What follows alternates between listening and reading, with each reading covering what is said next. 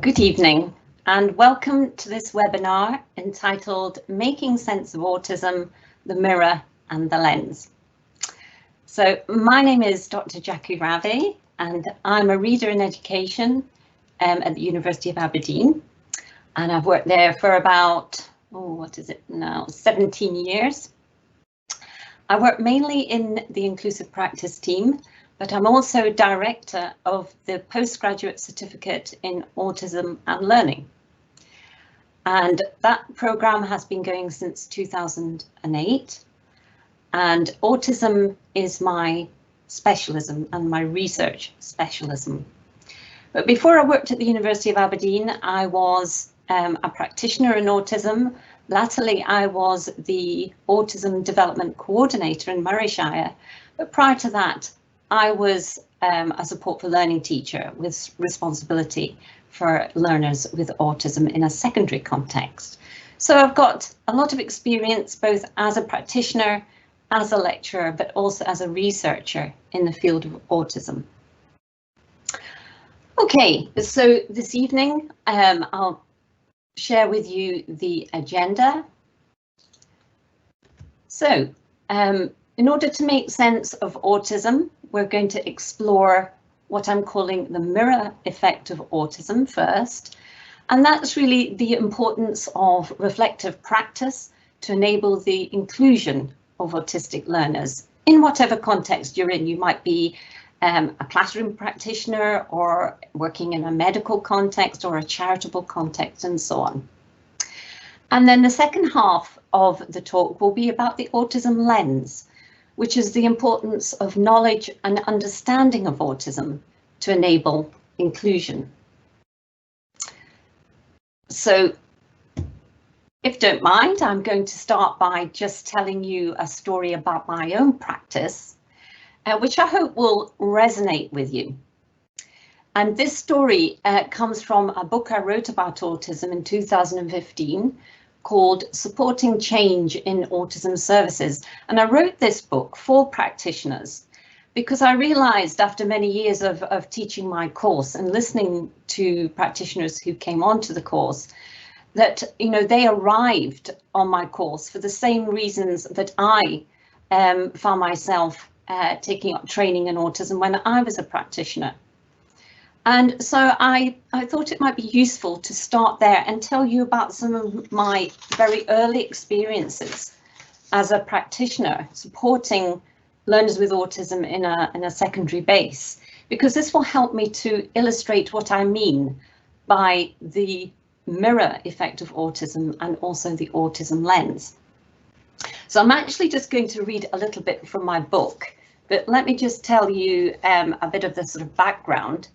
So back in it was in the 1990s when I became a practitioner, you know, directly supporting learners with autism. I'd been a classroom teacher and a support for learning teacher before that, but it wasn't until the early 1990s when I actually got a post as a support for learning teacher in a secondary school.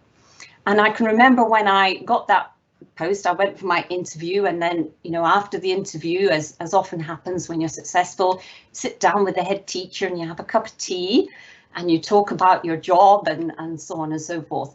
And I can remember at that point, it wasn't until I'd actually signed the contract to do this job as a support for learning teacher that the head teacher mentioned to me, just, you know, in passing, by the way, Jackie, you'll be responsible for the children with autism.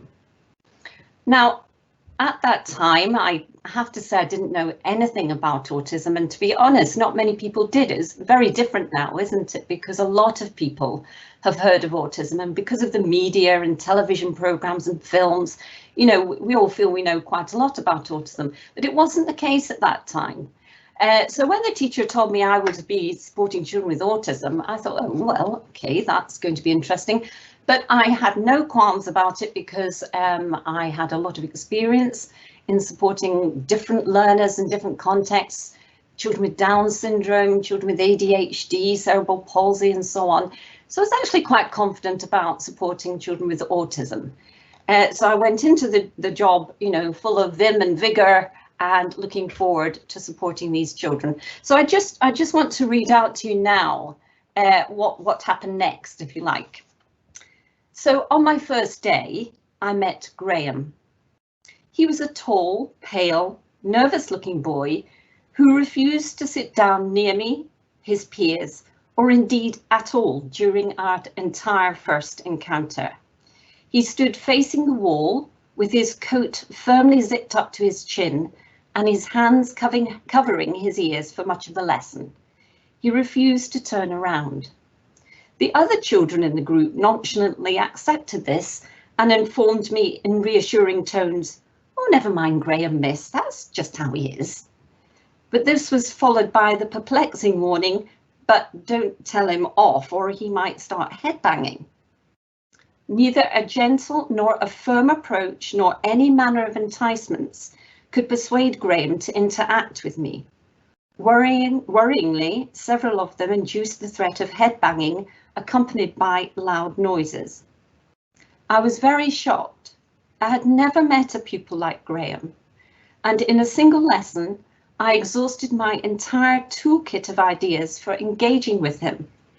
He didn't take part in any of the activities the other children completed, and he didn't say a single word to me or anyone.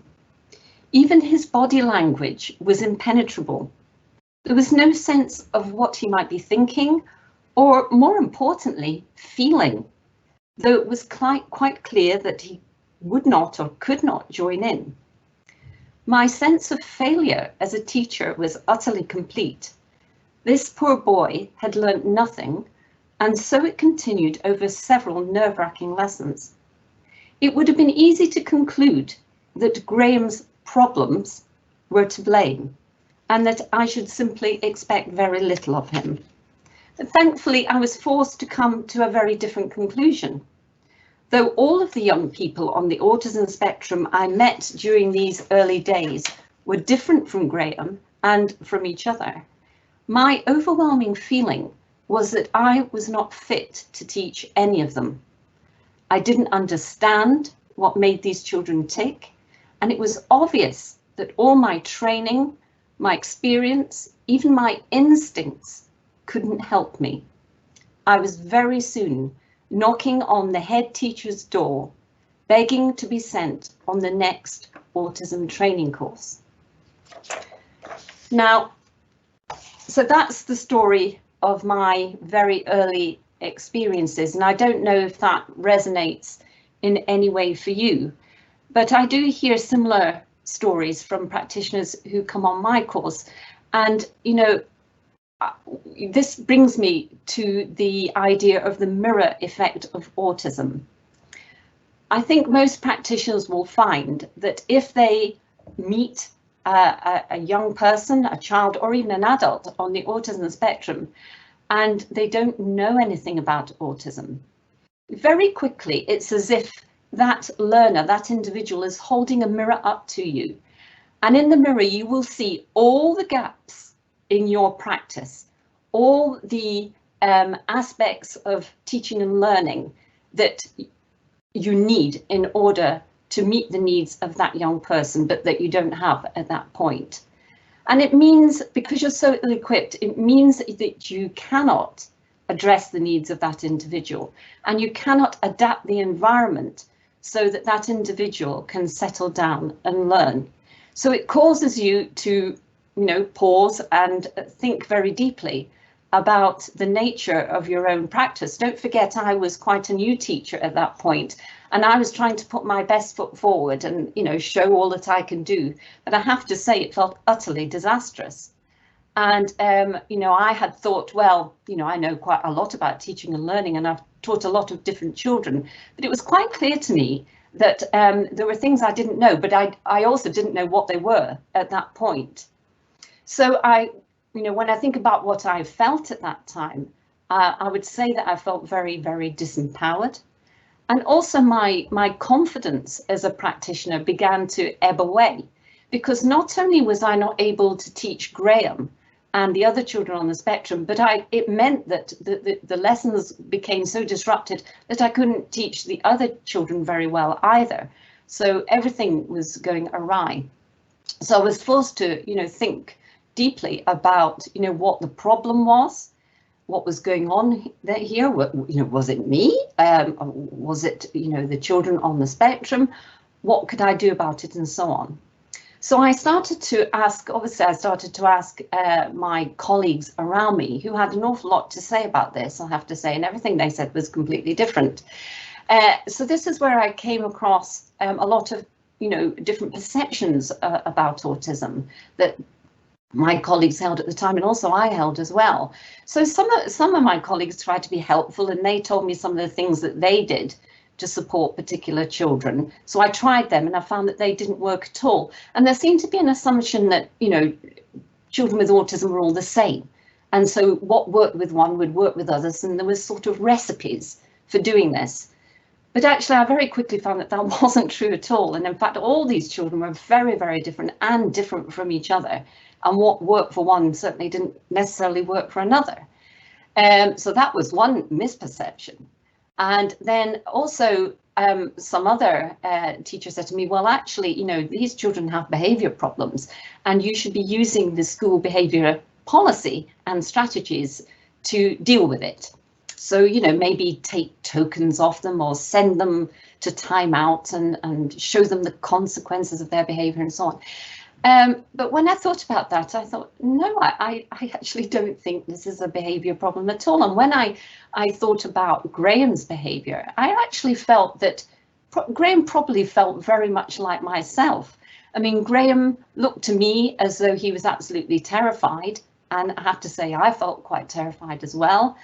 And he looked very perplexed, and I was perplexed too. So in fact, I felt I had quite a lot in common with Graham. Neither of us knew how to deal with this situation. So I didn't think it was anything to do with behaviour. And it often isn't, in fact, when we're dealing with children with autism, as I came to find out. Often the behaviour of children with autism, which might look, quite challenging, is a form of communication, and that's very important to remember. Other teachers said, oh, well, they're at secondary school now, they should have grown out of this. They shouldn't be behaving like that. But again, children with autism have autism as children and as young people and as adults. They don't grow out of it. But I didn't know that then, because I didn't know enough about autism. And other teachers were, felt that autism was a bit of a tragedy. They felt very sorry for the children, felt that probably they shouldn't be at mainstream school, they should be in special school, and so on. And again, I really wondered about that, because I thought, sure, that there must be a way to support these children so that they could enjoy school and thrive. And, I wanted my lessons to be like that. So, I began to think about, what I needed to do in order to make progress. So my eureka moment really came when I realized that actually this has got nothing to do with Graham. It's really got very little to do with autism, actually. I mean, Graham and autism are not the problem. The problem is me. I don't know enough about autism. And years later, I read a paper by somebody called Daniel Milton, who's a very interesting autism researcher, because he's on the spectrum himself. And in this paper I was reading, he actually put his finger on what I think was the essential, the fundamental problem that I was experiencing with Graham. And Milton calls it the double empathy problem. And I think it's useful to know about this. So he defines this as a disjuncture in reciprocity between two differently disposed social actors, which I translate to mean it's a sort of mutual difficulty in communication between an autistic individual, so in this case it was Graham, and a neurotypical individual, myself. And it was as if Graham was living in one world and I was living in another, and we couldn't communicate with each other. And I, as a teacher, wasn't able to build a bridge across those two worlds and reach out to him. I couldn't connect to him, but I did realize that that's exactly what I needed to do, and that was missing. So that moved me on to the next stage. I also mentioned here, just in this slide, the work of Silverman, 2015, because he also talks a lot about autism as an aspect of neurodiversity. And we're moving away from a medical model of autism in education towards the idea of neurodiversity and everybody being very different from each other. There's much more acceptance now of difference and celebration of difference, which is quite right as well. But of course, it was a little bit different when I started my practice back in 2000 and the 1990s it was.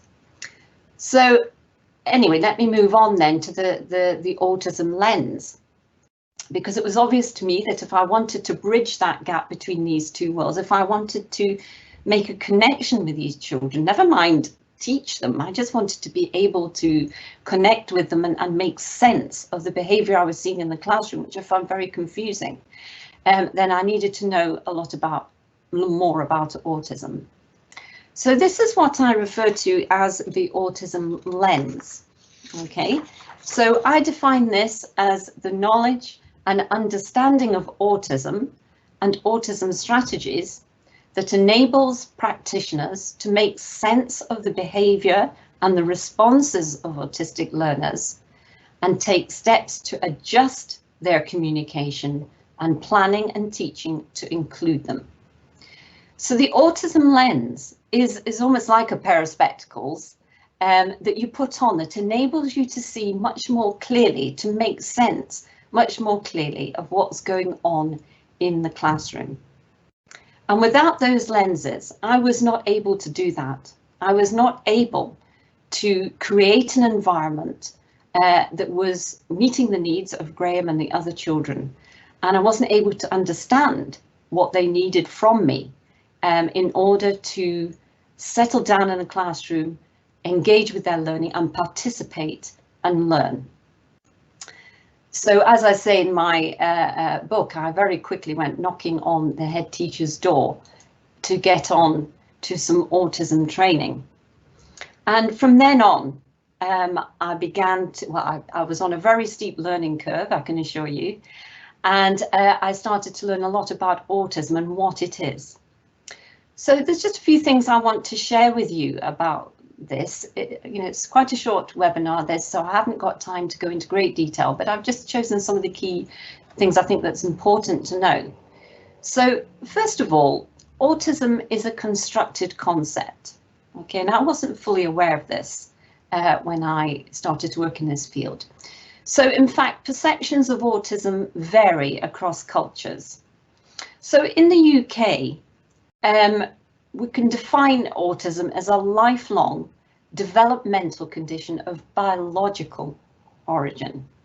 Okay, so it's lifelong, so there is no cure, and children with autism become young people with autism and grow up to be adults with autism, so it is lifelong. It's developmental, so from birth it affects all aspects of the developing child. And it's of biological origin. So autism at the moment, the way we understand it, is that we consider it to be of genetic origin, but there's also some sort of environmental trigger that works together with that genetic propensity to produce autism. So that's how we understand it in the UK. But it's interesting that just across the water in France, they have a very different understanding of autism. And they see it much more as a psychological condition that has its origins in the early years and in the family, and particularly in relationships with the mother. Now, this is something that was totally rejected in the UK and in America in the 1950s. So this is not an idea we would subscribe at all to in the UK, and that's important to know. And there's lots of research that totally dismisses any idea that autism is caused by parents and parenting.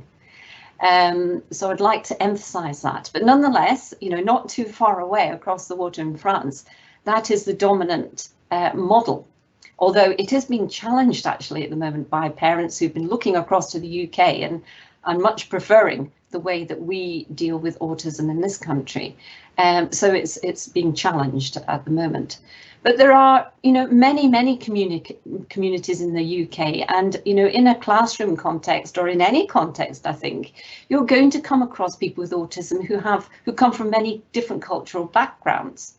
And it's important to understand that they may have a different perception of autism. So, for example, research done in Asian communities suggests that autism is attributed to God's will or divine or magical providence in some cultures.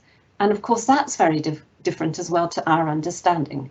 So it's important to know that we construct autism in a very, very particular way in the UK and many other European countries and in America.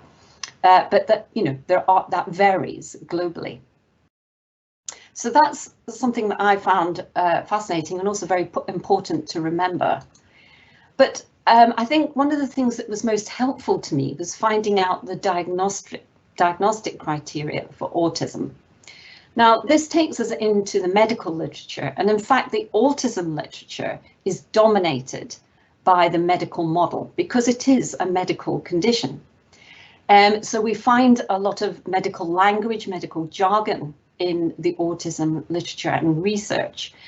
And that's a little bit problematic in educational circles, for example, because we don't like to work in a deficit model of autism, and we like to avoid words like impairment and disorder and abnormality and so on. Because we're working in an inclusive context and we don't want to stigmatize children and so on. So in an educational context, certainly we would be avoiding words like impairment, and we tend to use words like difference or challenge or difficulty instead to avoid making those value judgments about young people with autism. But there's no getting around it. In the literature, the diagnostic criteria are referred to as the dyad of impairments. So there's two sets of impairments that and four different areas of those that an individual must have in order to get a diagnosis.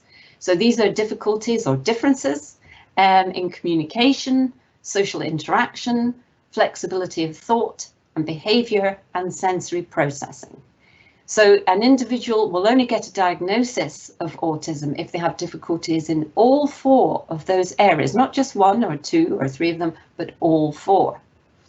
So I just want to briefly say something about those four areas. So taking communication first. So I found it very helpful to find out about this because all individuals with autism, as I've said, are very, very different from each other. So in a school context, you can come across children who have very little speech or very restricted speech, and others who might be very, very fluent and articulate and speak very well. In fact, they can be very impressive speakers when they're talking about the subjects, their favorite subjects and their favorite interests. But, you often notice that they have an idiosyncratic style of communication. So this might mean that they speak at you rather than with you. Sometimes they're not really interested in what you've got to say about things, but they just want to dominate the talk. Again, that varies from individual to individual, but it's often the case. But more, what's interesting and quite invisible is the fact that a lot of young people with autism have receptive communication difficulties. So this is harder to spot, but they might find long instructions difficult to process, and often they have a very literal interpretation of language.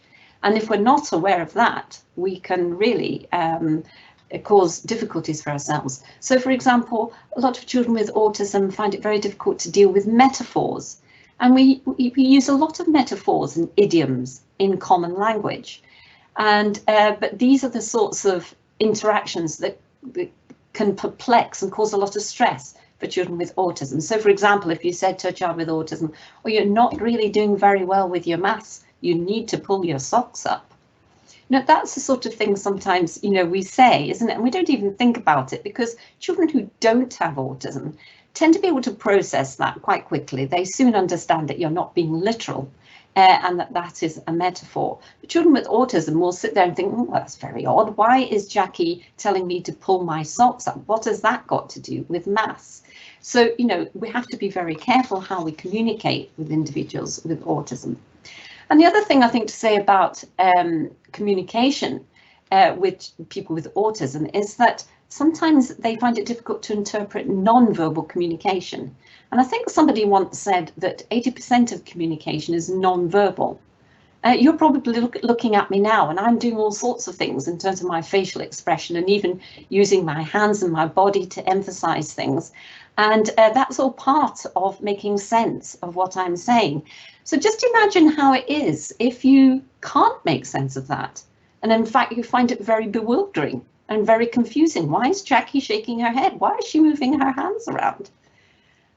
So, you know, it's really important to understand these things, because that understanding enables us to reach out and connect much more effectively.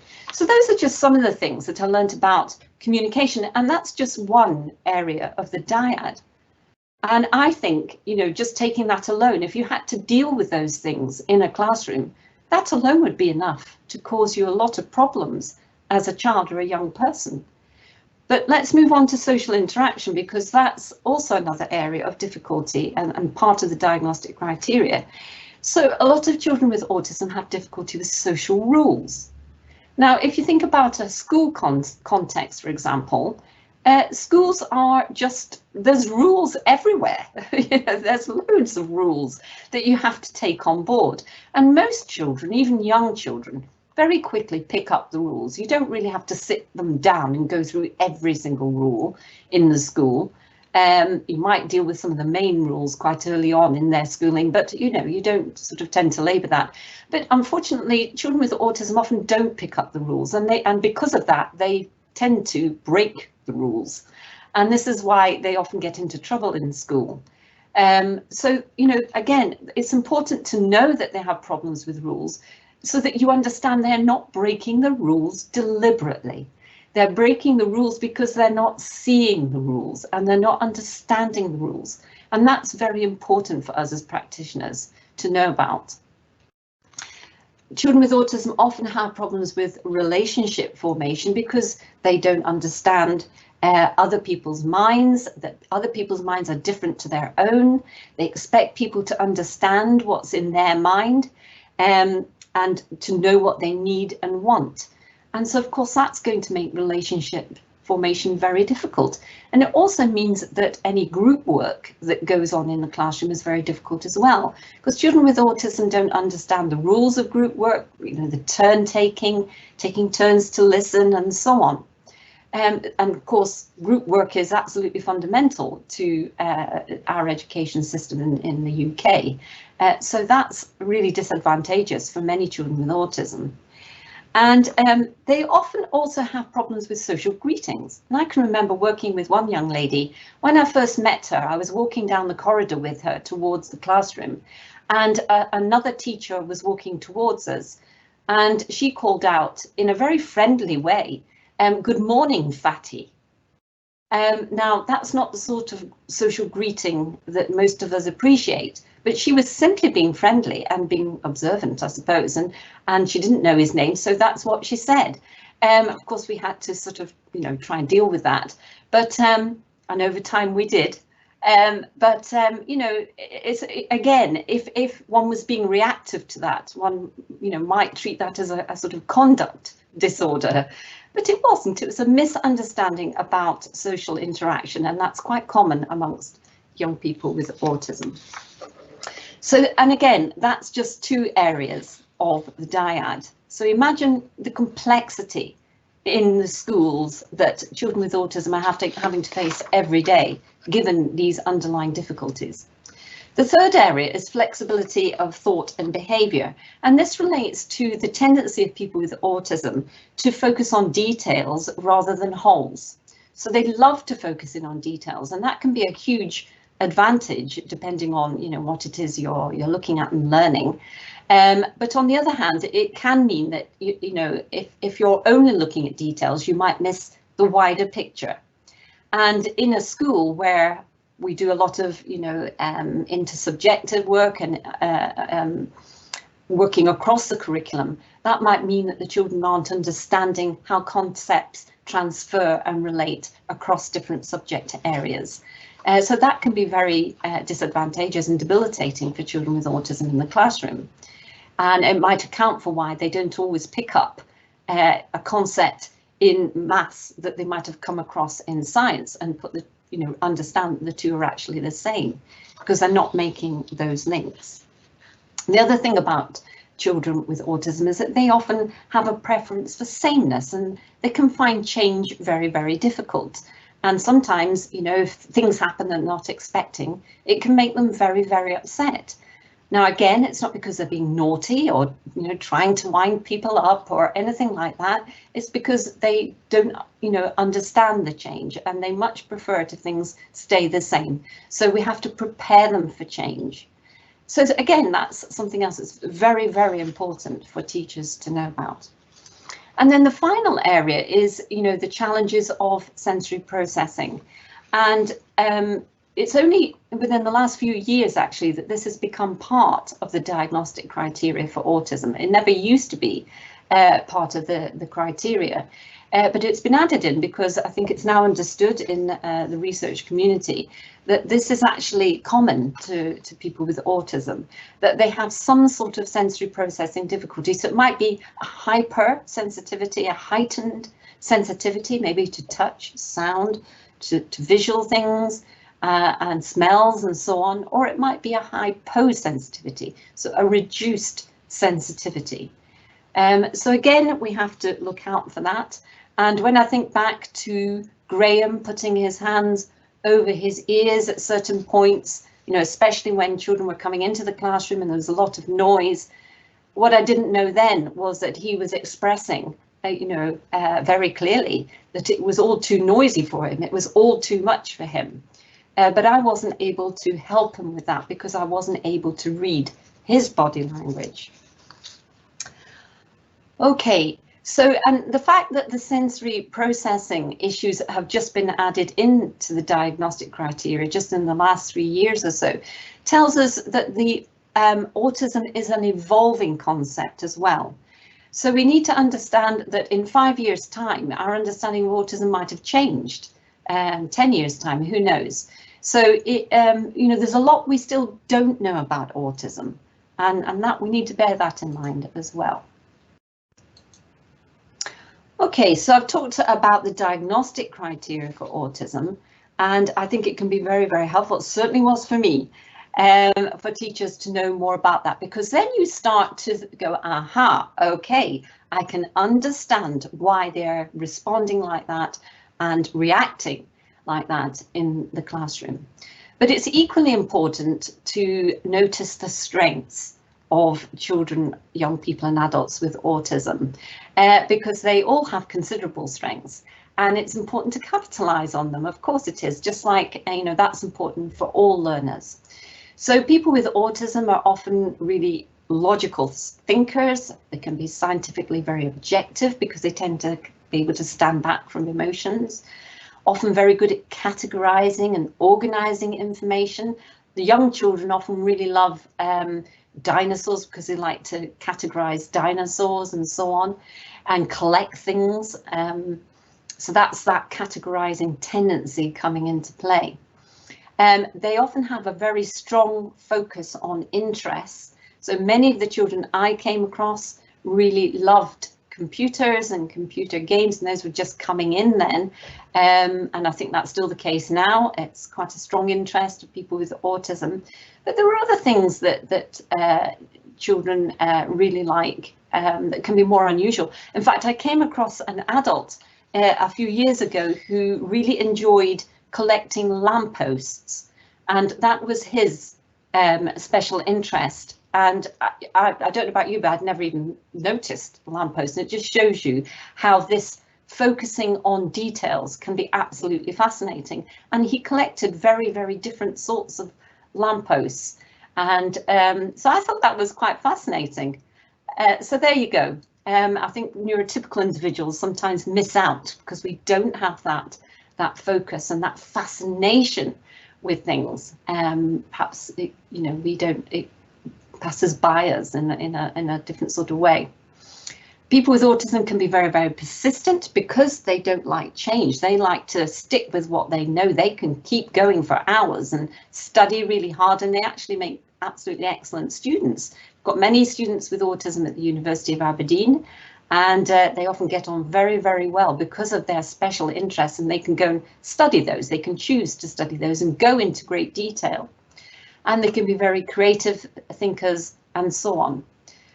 A lot of people associate autism with, special gifts and talents, like being able to make, very quick calculations and so on. But in fact, only about 10% of individuals with autism have that particular talent. But it's important to look for the skills and talents of children with autism, just like that's important for any child. And I've referred you there to a book by somebody called Temple Grandin, because she wrote a book that's been very, very popular and sold, millions of copies. It's called Thinking in Pictures. And this relates to the tendency of people with autism to have a bit of difficulty with verbal interaction. They prefer visual communication. And she was one of the first to write about this. And again, that's helpful for teachers to know that it's useful to be very careful about how you communicate verbally with individuals with autism, especially being careful about metaphors because it can be quite literal, and to switch to a more visual communication.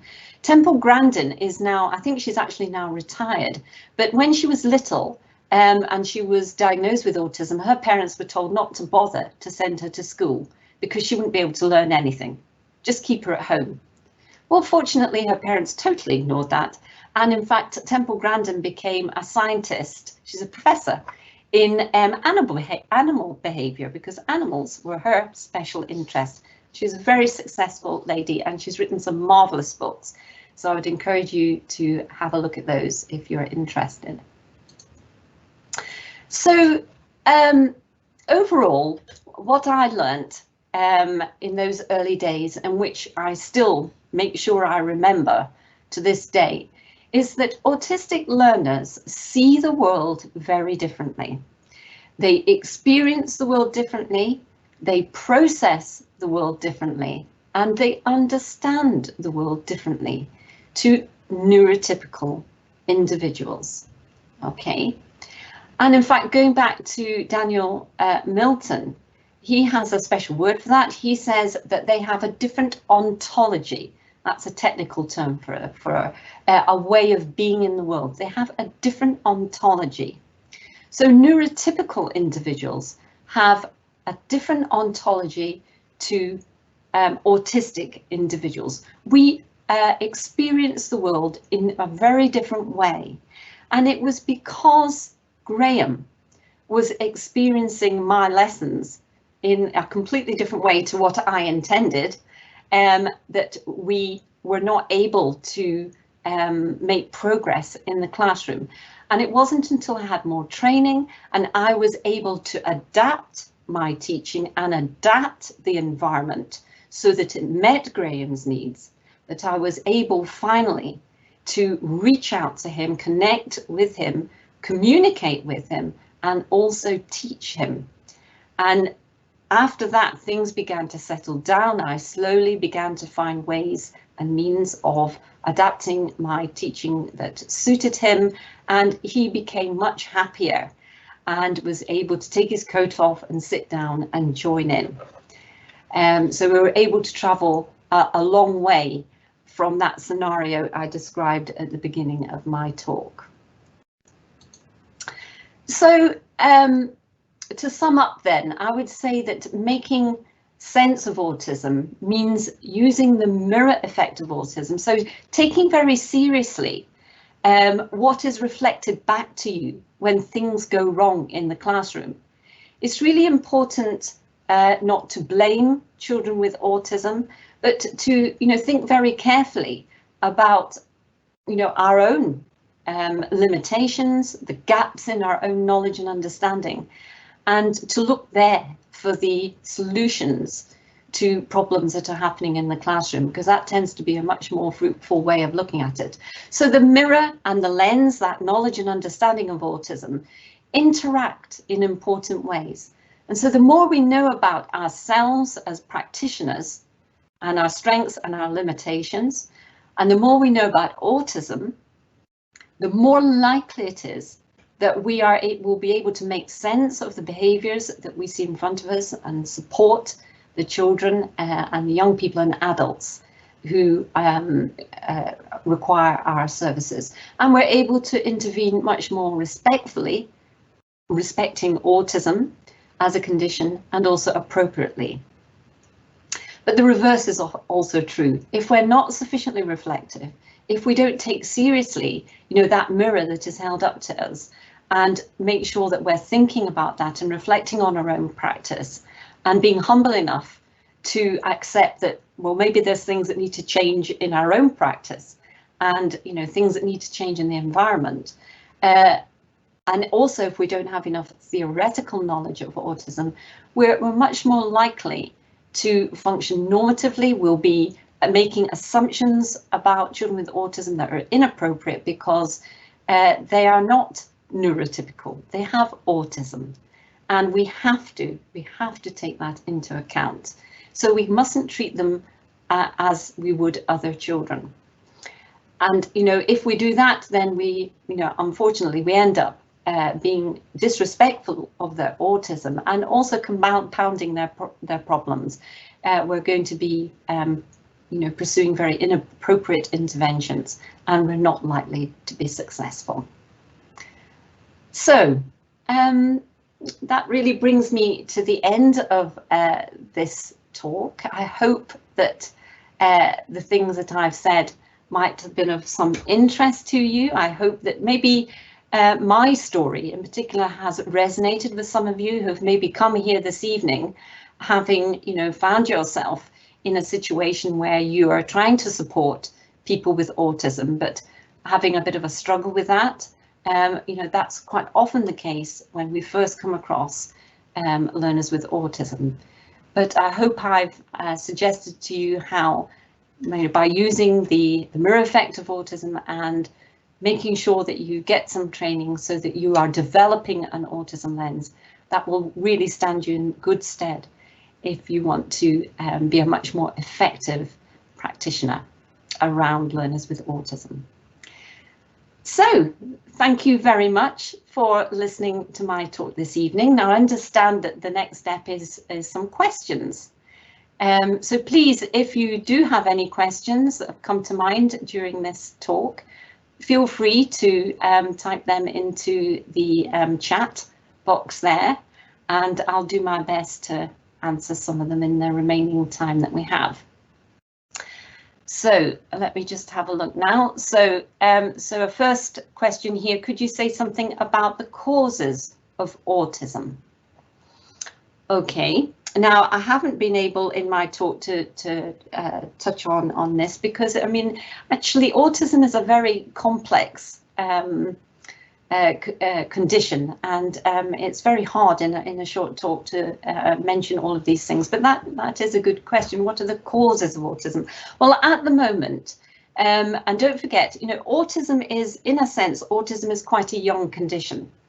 Things like, if you think of things like epilepsy, there's documentation about epilepsy going back to Roman times. People have been studying epilepsy for years and years and years and years. But in fact, autism is quite young in the history of time, if you like. And we only started to label autism in the 1940s. And we didn't really get to grips with it as a condition until the 1960s and 70s. So it's relatively young. So the research is in a relatively young state as well. But from what we know at the moment, and it is provisional on that, it's a sort of hypothesis, but at the moment autism is caused by a genetic factor. Now, a few decades ago, there was a real race to find out the cause, the genetic, the gene for autism, if you like. And a lot of researchers were very keen to find that gene and to solve the mystery of autism. But in fact, they've stopped doing that now, because I think it's become clear that there are many, many genes involved with autism. It's a polygenic condition, so there's many genes implicated.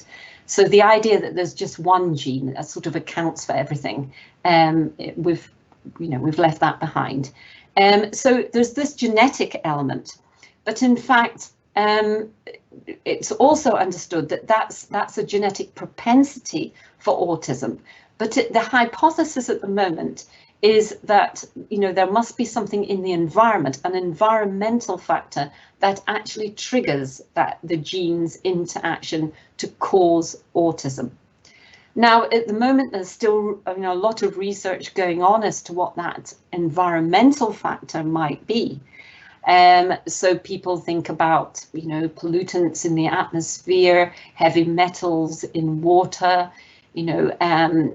toxins in our food. It could be something to do that happens during pregnancy, possibly. And of course, several years ago, there was the MMR scandal, and there was some research that seemed to suggest that it was the MMR vaccine that was causing autism.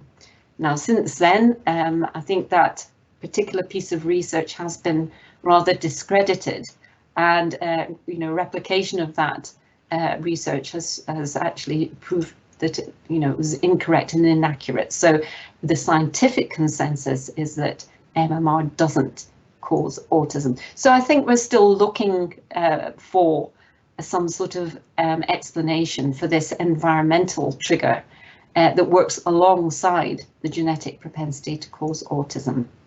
But we're not there yet.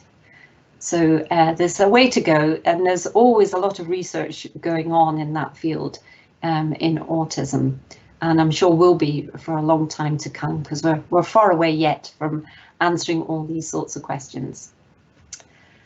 So there we are. Any other questions? Somebody says thank you very much indeed. That's nice, thank you. So we don't seem to have any more questions for the moment. So if there are no more questions, we might as well wrap it up there. But I'll just say again, thank you very much indeed for coming along today and joining me for this particular seminar. And I think we'll stop there. So good evening. Jackie. Yes. Jackie, sorry. Yes. Maybe yes. a technical hiccup here where okay. the questions aren't coming through to you. So I'll ask you a couple of questions that have come through. Oh, sorry. Yes, I can't see any more questions. That's okay. All right. So one attendee has asked, thank you very much for the information. In light of what you learnt, what did you do differently with Graham? And there's also another question later on, which is maybe related, where someone asked, what approaches did you use initially to engage and build relationships with Graham? Okay, so what did I do differently with Graham?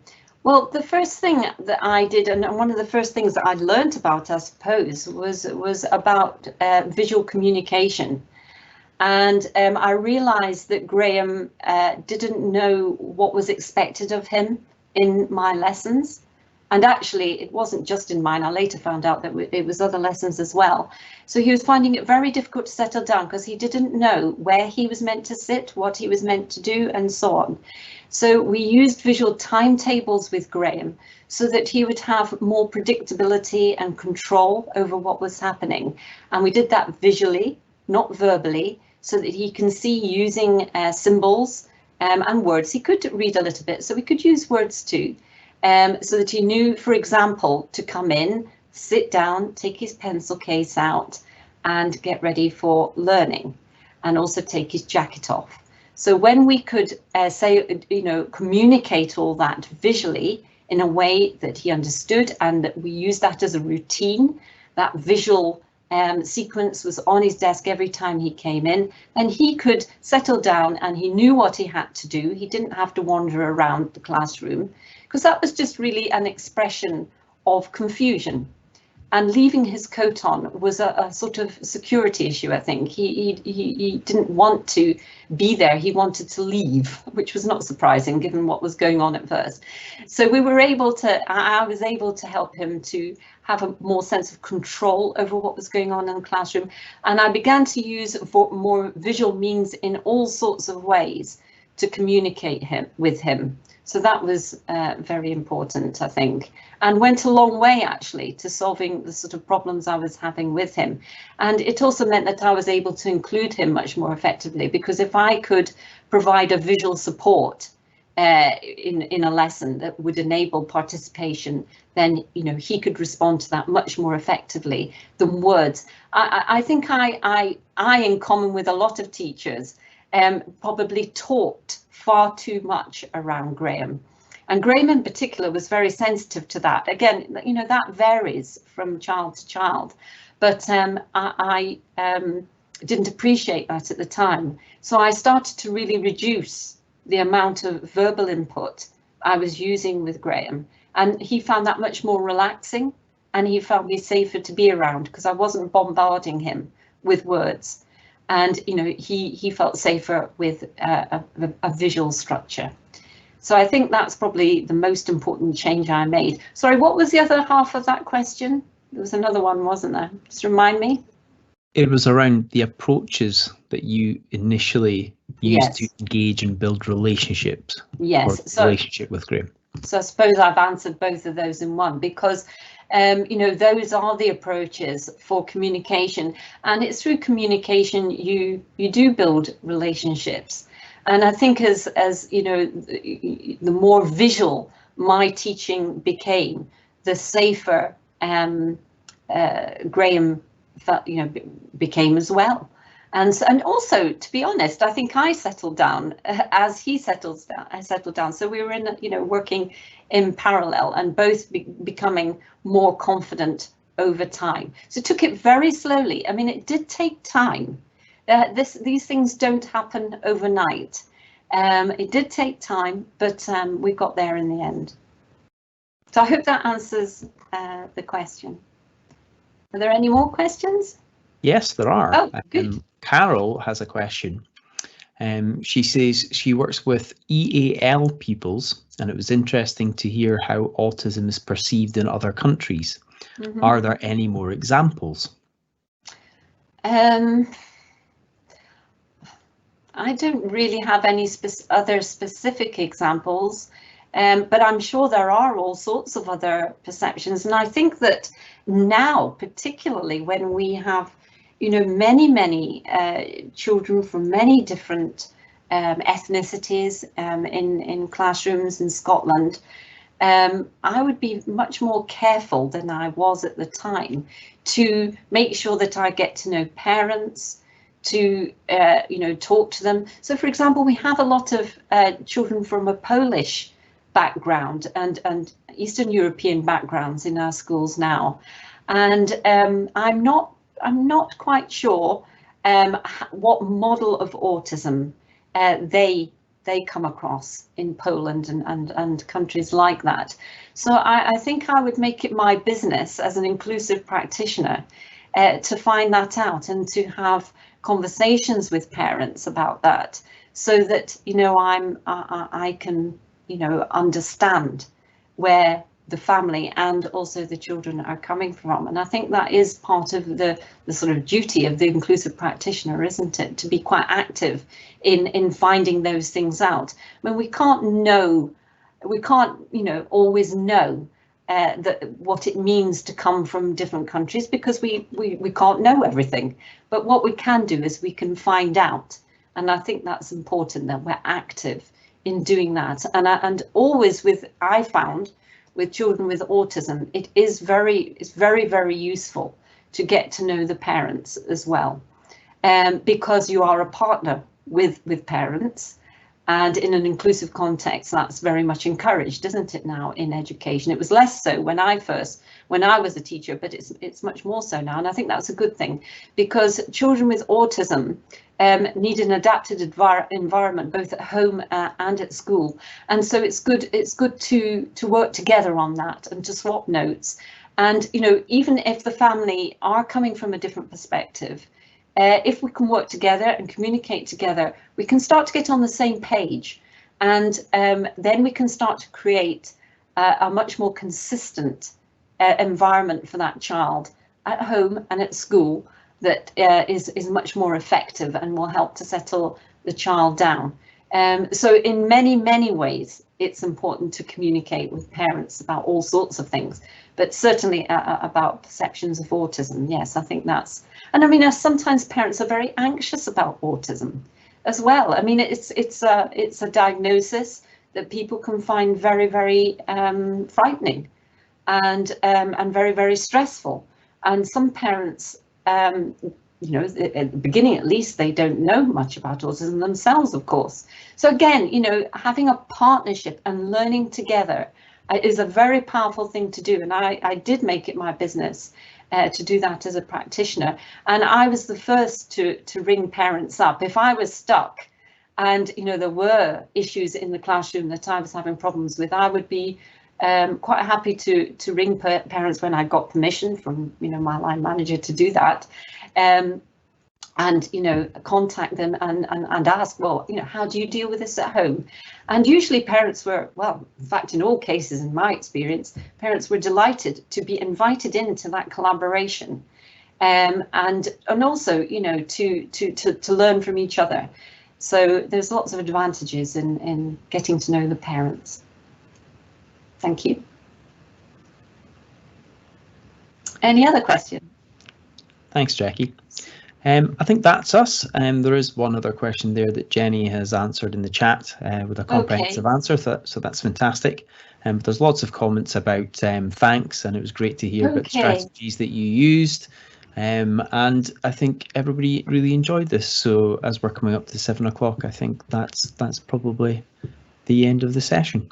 Okay, well, can I just say thank you to you all for being with me here this evening, and I hope you've enjoyed it. Thank you very much, and bye-bye.